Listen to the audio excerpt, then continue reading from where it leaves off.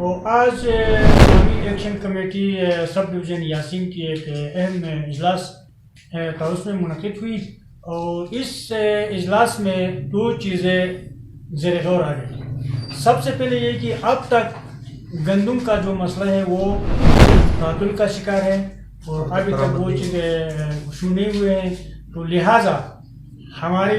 گزارش یہ ہے کہ جو 3,60,000 بوریا گلگت بلتستان گورنمنٹ نے کاٹے تھے ان کو فل فور جو ہے بحال کیا جائے۔ اچھا، اس کے علاوہ بجلی کے جو بلات تھے ان میں 60 روپیہ کا جو مسئلہ تھا وہ حل ہوا تھا اور ابھی 50 روپیہ کاٹ کے 10 روپیہ ڈیلیوری چارجز کے مد میں وہ کاٹے جا رہے ہیں۔ لہٰذا آپ ہمارے مطالبہ یہ ہے کہ کوئی ڈیلیوری نہیں ہے، تو ڈیلیوری کا جب ہم ان سے تقاضا کرتے ہیں تو وہ کہتے ہیں کہ بھائی ہمارے میٹر ریڈر جو ہے آپ کے گھروں تک آتے ہیں تو ان کا جو ہے یہ چارج ہے، ان کو گورنمنٹ تنخواہ دے رہا ہے۔ اگر وہ تنخواہ لیے بغیر آتا ہے تو پھر ٹھیک ہے، اگر وہ تنخواہ لیتا ہے تو اسی بل کے لیے وہی وہ تنخواہ لے رہا ہے، تو لہٰذا کوئی 10 روپیہ نہیں ہے، 60 کے 60 روپیہ جو ہے وہ ختم ہوں گے۔ اس کے علاوہ بجلی میں جو پچھلے مہینے کی جو بلات ہے ان پہ وہ 10% جو ہے وہ چارج کر رہے ہیں، لہٰذا وہ 10% بھی ہم دینے کے لیے تیار نہیں ہیں، وہ اس لیے کہ ان کی وجہ سے یہ جو ہے بلات لیٹ ہوئے ہیں، ہماری وجہ سے نہیں، تو لہٰذا یہ دونوں چیزیں ہم ابھی عوام کو کہہ رہے ہیں کہ عوام وہ جو ہے 10% دے دے اور نہ وہ 10 روپیہ دے دے، اگر وہ 10 روپیہ اسی بل پہ لگاتے تو وہ بل پیمنٹ نہ کرے۔ اسی حوالے سے اب ہم نے 22